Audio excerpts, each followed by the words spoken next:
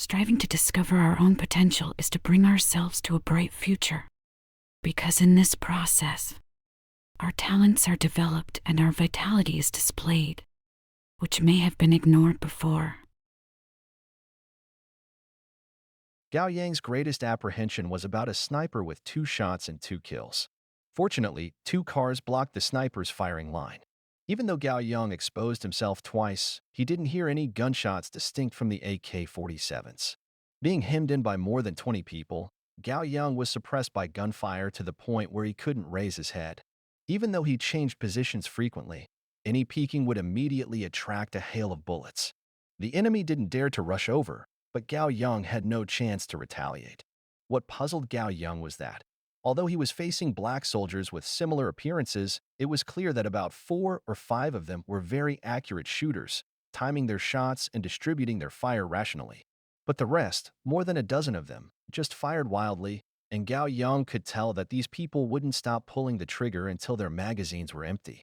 Gao Yang was convinced he was doomed, since if the enemy kept suppressing him with fire and then circled around, everything would be over. However, strangely, no one ever took advantage of the suppression to move in.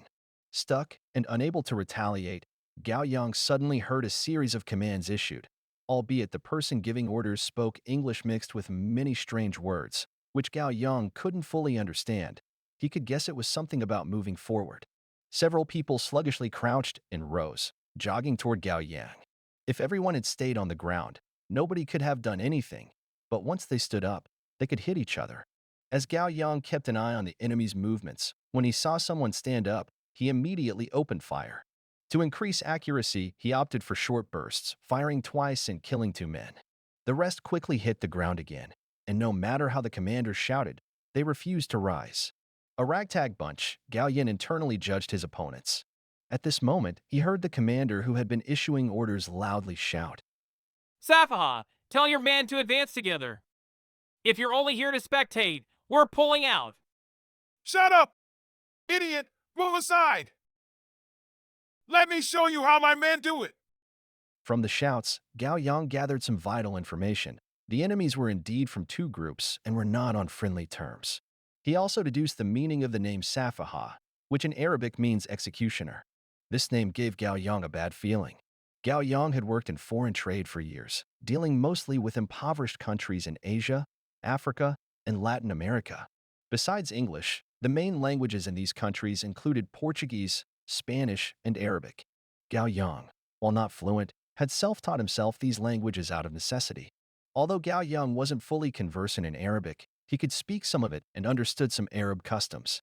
In the complex Arab naming system, a person who kills many would often be called Safaha. So Gao Yang considered that amongst his enemies, there might be some formidable ones. Gao Yang knew he couldn't wait any longer. Professor Bach and the chief might have reached a safe distance. He had fulfilled his mission of delaying the enemy. Now was the time to escape. Being surrounded would mean certain death, but fleeing, despite being a slim chance, still offered a sliver of hope. Deciding to run, and once he moved and lost his cover, being hit by a bullet was nearly certain. For a moment, Gao Yang had the impression of a warrior embarking on a no-return mission. Gao Yang felt his actions had noble sadness, but sadly there were no spectators to witness his bravery and tragic situation, which he regretted. After reloading a full magazine without revealing himself, Gao Yang fired a few shots in several directions before leaping up and running away, crouched low. Running in an irregular S pattern, Gao Yang prayed to every deity he knew, from Buddha to God to the dozen deities worshipped by the Akuri tribe. What he was about to do required divine protection, otherwise, it was a certain death. Gao Yang did his best to draw the enemy away, choosing to run in a direction 45 degrees from the chief's route. As he heard intense gunfire and bullets whizzing past him, he ran hunched over. Miraculously, well, perhaps it was divine intervention or just sheer luck. After sprinting several hundred meters, Gao Yang was still unscathed. When a large tree appeared before him, an exhausted Gao Yang took cover behind it, catching his breath before emerging for a burst of fire and immediately retreating. His shot, taken breathlessly and unsteady-handed, didn't hit anyone, but he managed to open a distance of over 200 meters from the enemy. The greater distance naturally decreased hit probability. Despite not hitting anyone, his earlier accurate shooting and the spray of bullets slowed the pursuers, giving Gao Yang a moment to breathe before continuing his escape. Fighting while fleeing, Gao Yang pushed his limits. Although he didn't completely shake off his pursuers, he managed to expand the distance to over 500 meters. Most importantly, while he had killed at least 8 enemies, he himself remained unharmed. Gao Yang took pride in his achievement. He had perfectly covered the professor and his team's escape, facing more than 20 enemies single-handedly and achieving so much. Since the AK-47 was ineffective beyond 300 meters, Gao Yang stopped firing and focused on maintaining the distance, ensuring that the enemy didn't close in. With about 2 hours until dark, Gao Yang's real chance to get away would come. Gao Yang had only used up 2 magazines, with 90 rounds remaining. He had no doubt he could carve a path of survival in dire straits. While Gao Yang cautiously chose his route and jog-trotted, his walkie-talkie suddenly crackled to life. An unfamiliar and arrogant voice came through. Hello! Can you hear me? I really hope your walkie-talkie isn't off. Mr. Morgan, regretfully, your luck is about to end. I'm going to find and kill you. Ha! The sudden voice from the walkie-talkie startled Gao Yang, who had forgotten to turn his off. He was certain he'd never heard this voice before, and from the content, it seemed to be the attacker. Soon after, Professor Bach's voice also came through. Despite the static of the walkie-talkie, Gao Yang could hear deep concern. Gao, are you okay? Please respond if it's safe. How are you now? Realizing that the conversation was shared among all devices and that the enemy could hear him, Gao Yang pressed the transmit button and reported his status. I'm fine, Professor. Gao Yang didn't speak further. The arrogant voice came again. Professor? Who are you people, and what are you doing here? You damned bastard, we just came to shoot a wildlife documentary. We have official permits and haven't done anything wrong. Why attack us? You damn terrorists, sons of bitches, you will be judged. Damn. Damn. Professor Bach's voice was livid, venting his rage through the walkie-talkie. After being scolded, the other end went silent for a long time before the arrogant voice returned. If you don't want more of your people to die, state your identities and purpose. Understand this as a threat. If you refuse to answer, I'll have to catch up and kill you. My name is Bark Rodney. I'm a zoologist, working at the Fletcher K. Kin Foundation for Biological Research in the United States, and a visiting professor in the zoology department at Stanford University. I'm here helping NGC, National Geographic Channel, shoot a documentary. Do you need to know exactly what we're shooting, Mr. Terrorist? After Professor Bach finished, the voice returned promptly through the walkie-talkie, this time with a polite tone. Sorry, Professor Bach. We've verified from items at your camp that everything you've said is true. It seems we've targeted the wrong people. Such regrettable little mistakes. Well, I can only say this was all a misunderstanding. I'm sorry about your people. Let's end this. You can continue your shooting. Let me guess, is your subject some formidable primitive man? A tribal native who can shoot and has killed 8 of my fools and even my best sniper? Are you trying to capture him? Such a character should indeed be on TV, Professor. Terrorist, you're wrong. Professor, you should really make a feature-length film for that primitive man. Hey, primitive man, are you listening? You killed my sniper, but I don't hate you. You're really impressive. Any interest in joining us? Are you really a primitive man? After pressing the transmit button and a brief silence, Gao Yang replied coldly. If you want more people to die, come. All right, I admit it. My people will stop chasing you. I need to find my real targets, but some idiots from the Liberation Front will be happy to kill you. Goodbye, primitive man. Goodbye, Professor. I hope you don't die at the hands of those idiots. Lastly, I'm sorry about this misunderstanding. Truly sorry about the 14 of your people. By the way, we're not terrorists. If you want your army to avenge your dead, go find the Sudan People's Liberation Front. You damned, clarify what you're saying. You killed 14 people and you say it's just a misunderstanding? 14 people, you damn devil, what have you done? After Professor Bach spoke agitatedly, no more sounds came from the walkie-talkie. Glancing back, Gao Yang saw that a few of the pursuers, after firing wildly in his direction, started to walk away quickly. It seemed they were indeed disengaging from the fight, while the remaining 7 or 8 celebrated loudly but continued to pursue him. Professor Bach's voice came again. Gao, we're safe now. Be careful. We'll wait for you. Make sure to take care. Gao Yang chuckled bitterly. The professor didn't seem to understand the importance of keeping the communication channel clean, but at least he didn't give away too much information. Understood. I'll find you. No need to contact me unless necessary. Over. After speaking, Gao Yang picked up his gun. The conversation had slowed him down, shortening the distance to about 300 meters with the 9 remaining enemies. From their marching manner and erratic firing, these people seemed quite amateurish. The most significant threats had left, so Gao Yang relaxed a little, guessing the departing ones were probably mercenaries, and those still chasing were clearly the so-called Sudan People's Liberation Front. Recalling the name Sudan Liberation Front, Gao Yang suddenly remembered something he wanted to ask, but seeing the enemies quickly approaching, he had to abandon this intention. Anything he wanted to ask could wait until he was safe. Suddenly spotting a deep pit ahead that could serve as cover, Gao Yang stopped running and jumped into the pit, aiming his rifle at the enemy. Gao Yang patiently waited until the enemy advanced within 200 meters before he took aim at an individual who seemed to be the leader. A 2-round burst brought the man to the ground. The pursuers, already skittish at the sound of gunfire, dropped to the ground at the moment the shots rang out. The wounded leader was not dead, screaming and cursing in agony. After a brief pause, a few of the immobilized men fired wildly in Gao Yang's direction. One brazen individual stood and ran a few steps, perhaps to check on the fallen leader's condition. For Gao Yang, this was an opportunity not to be missed. He fired 2 more shots at the moving target, bringing down another who dared to expose himself. At this point, Gao Yang was in no rush. He had been running for an entire day, and his calves were beginning to ache with threats of cramps, so he was content to rest a while under the protection of his cover. But Gao Yang's opponents were frightened. They had been reduced from over a dozen to just 6 and were now suppressed by Gao Yang, who kept them in a deadly stalemate. Had they not been forced, these irregulars would have scattered long ago.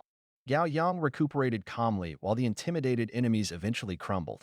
A dirty piece of white clothing was lifted on a weapon's barrel as a flag of surrender, and someone yelled, Don't shoot! We surrender! Please let us leave! Gao Yang was surprised and amused. Such an offer to surrender was unexpected, but not having to continue fighting was always a relief.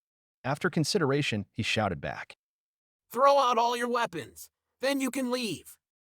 We can't do that! Without weapons, we'll be killed when we return! You don't shoot, and we won't shoot! Let's have a truce! Gao Yang thought it unwise to push them too hard, given their numerical superiority. A ceasefire with each going their separate ways seemed like the best option. All right, let me see your hands. No tricks. Now you can leave. I promise I won't shoot. After a brief discussion, one man stood with his hands raised and walked towards the still-stricken leader, bent down, and dragged what appeared to be the dead commander away, retreating slowly. Soon another followed, picking up a gun from the ground, and then they both dragged one leg each of the leader. Gao Yang didn't fire, watching as the 2 dragged the corpse away.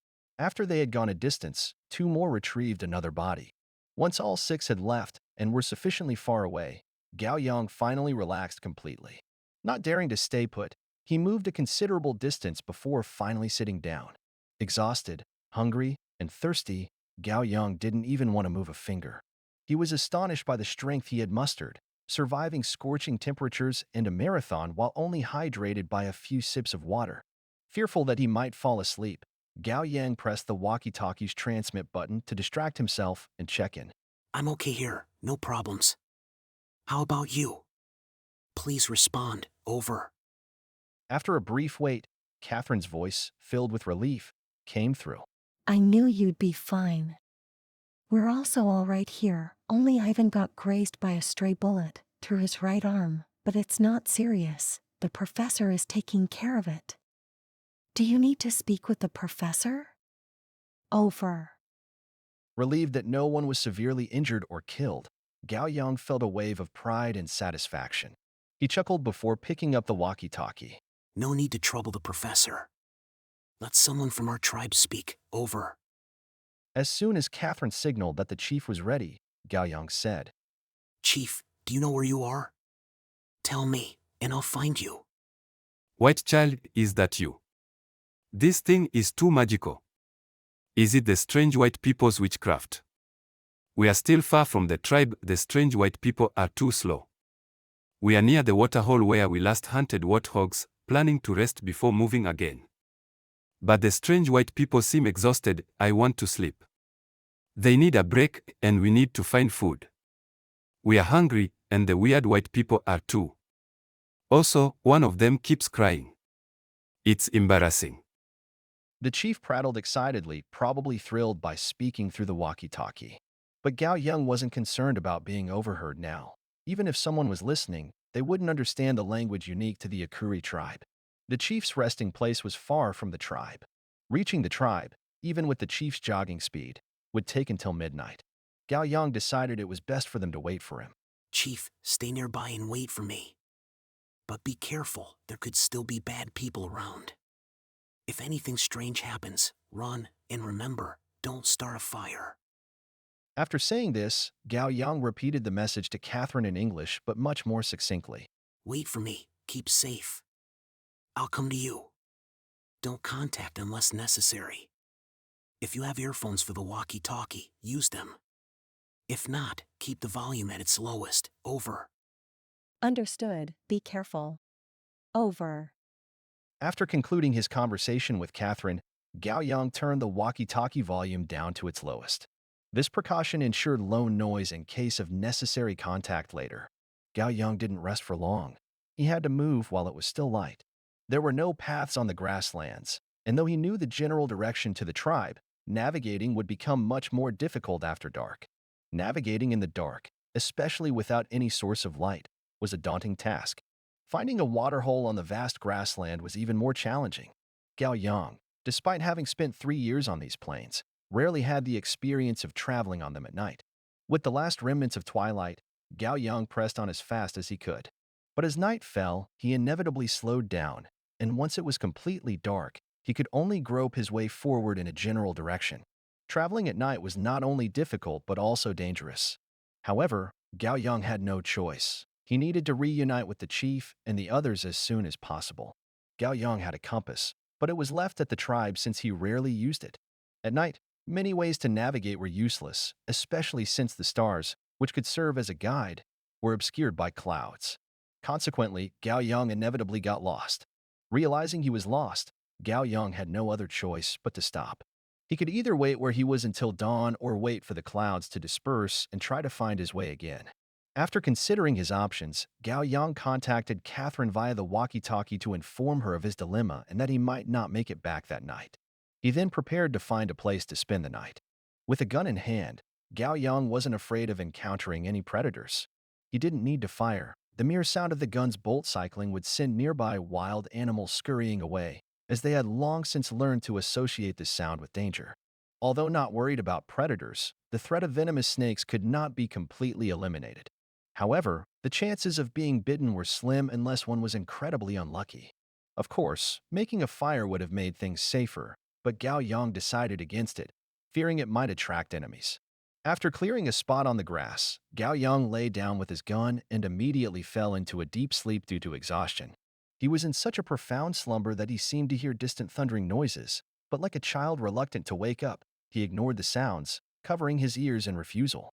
It was the unmistakable sounds of gunfire, explosions, and the roar of engines that eventually roused Gao Yang from his deep sleep. Realizing the danger these noises signified, he jolted awake and rolled onto his stomach to stay low. Looking up, he saw several vehicles racing towards him with headlights blazing. The lead car was alarmingly close, and about 400 or 500 meters behind, a chase ensued. One of the pursuers had a large-caliber machine gun on its roof, occasionally spitting flames. Fortunately, Gao Yang wasn't on the path of the vehicles, nor in danger of stray bullets, but the situation still caused his heart to race with a mix of apprehension and resignation at the continued violence he encountered in Africa. It was clear that this was a chase, with one fleeing and 4 in pursuit. Just as the leading car raced by, 2 long streams of light shot from the chasing vehicles. The fleeing car then erupted in 2 massive explosions, close to where Gao Yang lay hidden. Startled by the sudden blasts, Gao Yang quickly deduced they were rockets or missiles. The missiles didn't hit the fleeing car directly, but the blast ahead caused the driver to swerve dramatically, heading straight towards Gao Yang. The car stopped less than 20 meters in front of Gao Yang after a near miss, much to his dismay. It seemed fate was playing a cruel trick. What should have been an escape from the mayhem was thwarted by the out-of-control vehicle. There was no time to hide. Gao Yang, overcome with a sense of hopeless frustration, did a belly flop to the ground and hastily readied his weapon. As Gao Yang took cover, someone from the now-stopped vehicle shouted, "Forget him, he's dead. Get out, fast." Following that order, a hail of bullets from the heavy machine gun on one of the pursuing vehicles began to fly over, sparking as they collided with the stopped car. Due to the movement of the attacking vehicle, the machine gun's threat was temporary, and the bullets soon flew skyward. 3 people jumped out of a convertible off-roader. 2 hit the ground immediately, while another turned off the car's headlights and then pulled something off the seat, slinging it onto his shoulder. With a whoosh, a streak of light was followed by another deafening explosion. The vehicle that had been firing the heavy machine gun was hit by a rocket, turning into a massive fireball. The attackers likely didn't expect any resistance, let alone such a destructive counterattack that left their machine gun and several men engulfed in flames. After firing the second rocket, the same individual nonchalantly took a rifle from beneath his right side, leaned onto the hood of the car, and began shooting in rhythmic, controlled 3-round bursts. Despite the proximity and urgency, the shooter was methodically taking down the approaching cars. There was no sign of panic. The gunfire didn't come from the familiar AK-47. Gao Yang thought it was just an assault rifle. To him, it seemed futile to confront 2 charging vehicles with such a weapon, yet a miracle unfolded before his eyes. Both vehicles lost control, one veering and overturning, while the other drifted off in the opposite direction, ultimately stopping after traveling some distance. 2 rockets took out the 2 most threatening vehicles, and then, with just a few short bursts from an automatic rifle, the drivers of the 2 oncoming cars were killed. Witnessing such an improbable event unfold, Gao Yang realized he was in the presence of a remarkable person, someone extremely formidable. Gao Yang was in quite an awkward position. He was too close to the shooter. He feared that any slight noise could lead to being shot without a chance to explain himself. Hence, he felt it best to stay put, hoping not to be noticed. After all of the cars were stopped, and while continuous gunfire rained from those halted vehicles, the shooter, completely disregarding the bullets flying around, moved to the other side of the car, dragged out the dead driver, jumped into the vehicle, and started the engine, whispering, "Now's our chance. Get in the car. We can leave." Although the engine was started, the driver didn't turn on the headlights. Gao Yang thought they should be able to leave easily since it would take some time for other cars to follow them. Gao Yang hoped these 3 people would leave since his safety depended on it. Unfortunately, things didn't go as planned. The other cars in the distance turned off their headlights almost simultaneously, and the people who had been shooting into the darkness ceased their fire. It seemed a calm had settled over the area, and taking this opportunity, 2 individuals who had earlier taken cover on the ground quickly jumped into the car. But before the car could get away, a muffled gunshot sounded from one of the distant stopped vehicles, and a bullet struck the car's front bumper. Following the sharp sound of the bullet striking metal, the bullet and accompanying metal shards hit the person driving the car. "Get out! They have night vision!" The driver murmured after a groan, his voice muffled as if something was in his mouth. The 2 who had just climbed into the vehicle hopped back out just as swiftly and lay flat on the ground behind the car. The driver tried to get out as well, but he was too weak to jump out and simply tumbled onto the ground after opening the door. One of the 2 who had escaped the car crawled forward a few steps and called out softly, "Moses! Moses! How are you?" The man's response was garbled as if his mouth was full of something. "I've been shot in the lungs. I can't move. Go on without me, boss." Listening to the dire conversation of the 3 trapped individuals, Gao Yang felt helplessly stressed. He didn't care about their background. All he wanted was for them not to bring more trouble upon him. But just as this thought crossed his mind, a whoosh of wind swept past his face, a buzzing noise sounded by his ear, and suddenly he couldn't hear from his left ear. It took a moment for Gao Yang to realize that a bullet had just grazed his left cheek. Someone was shooting at him. Recognizing the severity of the situation, he started to scramble forward, rolling and crawling away, just before another bullet hit the spot where he had been lying. While dashing toward the only cover available, the car, the 2 men behind it yelled out, "Who's there?" Gao Yang, frantic, couldn't afford to explain and simply shouted. Friend, don't shoot! Once Gao Yang reached the relative safety behind the car, avoiding the incoming bullets, he urgently told the two men beside him. I'm not the enemy. Fuck, I got dragged into this because of you. Don't ask who I am right now. Let's focus on not getting killed. Embittered by the whole situation and how bullets seemed to find him innocent, Gao Yang could only suspect that the shooters had night vision or an infrared scope. That would explain how they detected him hidden in the grass and why they targeted him. After venting his frustration with harsh words, Gao Yang fired another burst of bullets into the darkness where the gunshots had originated.